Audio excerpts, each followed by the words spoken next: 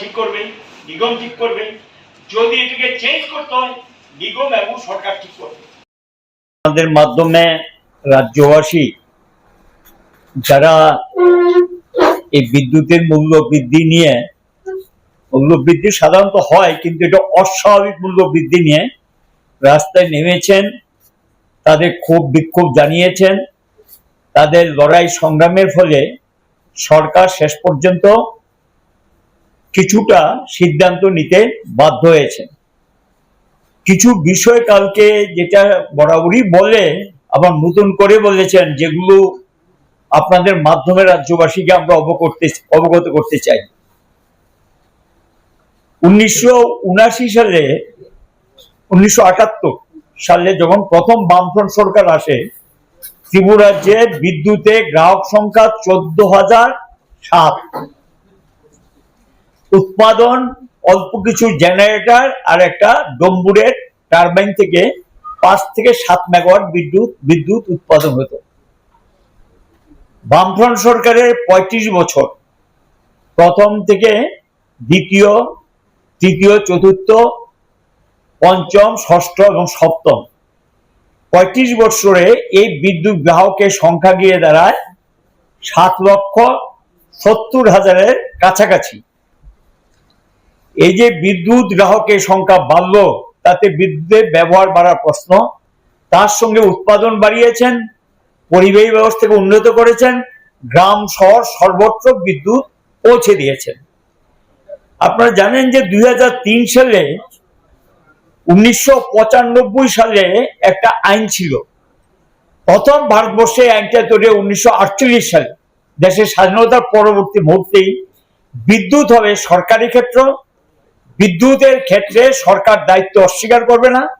উৎপাদন, পরিবহন এগুলো ক্ষেত্রকে আরো উন্নত করতে হবে এবং সরকার থেকে খরচপাতি বাড়াতে হবে। এটা ছিল জওহরলাল নেহরুর সময় নেওয়া সিদ্ধান্ত। তার নিরিখেই ত্রিপুরা এবং গোটা ভারতবর্ষে বিদ্যুৎ উৎপাদন ব্যবস্থাকে উন্নত করার জন্য নানা ধরনের কর্মসূচি তারা নেয়। আপনারা জানেন, ন্যাশনাল থার্মাল পাওয়ার কোম্পানি কোল এবং গ্যাস দিয়ে যারা বিদ্যুৎ উৎপাদন করে, ভারতের সবচেয়ে বড় উৎপাদনকারী সংস্থা। দ্বিতীয় উৎপাদনকারী সংস্থা হল গিয়ে জল দিয়ে যেখানে বিদ্যুৎ উৎপাদন হয়, ন্যাশনাল হাইড্রো পাওয়ার কোম্পানি। তৃতীয় উৎপাদনকারী সংস্থা নর্থ ইস্টের রিসোর্স গুলোকে কাজে লাগিয়ে 7টা রাজ্যের বিদ্যুৎ উৎপাদন বাড়ানোর জন্য নিপকো নামে একটা কোম্পানি করা হয়। এবং ডিভিসি সহ এই ধরনের বিভিন্ন স্টেটে কিছু কোম্পানি আছে। এবং মোটামুটি উৎপাদন ক্ষেত্রটা 100% ছিল সরকারের আওতাধীন। তখন মানুষ সস্তায় বিদ্যুৎ পেতেন। সরকার ধীরে ধীরে 2003 সালে বাজপেয়ী গভর্নমেন্ট কংগ্রেসের সহযোগিতায় বামপন্থীদের বিরোধিতাকে অগ্রাহ্য করে বিদ্যুৎ আইন 2003 পাশ করে, সেখানে পরিষ্কারভাবে সরকারি দায়িত্ব থেকে হাত তোলার জন্য একটা ব্যবস্থাপনা তৈরি হয়। বলে রাজ্যগুলো সরকার ডাইরেক্ট বিদ্যুৎ পরিচালনা করতে পারবে না, তার জন্য রাজ্যগুলো কোম্পানিতে পরিণত করতে হবে। আপনারা জানেন আমাদের রাজ্যে 2004 ডিসেম্বর মাস পর্যন্ত ছিল এখানে সরকার বিদ্যুৎ ব্যবস্থা চালাতেন। অ্যাকচুয়ালি তখন বিদ্যুতের দাম কত, কিভাবে ঠিক হতো, তার কোনো ব্যবস্থাপনা তেমনটা ছিল না।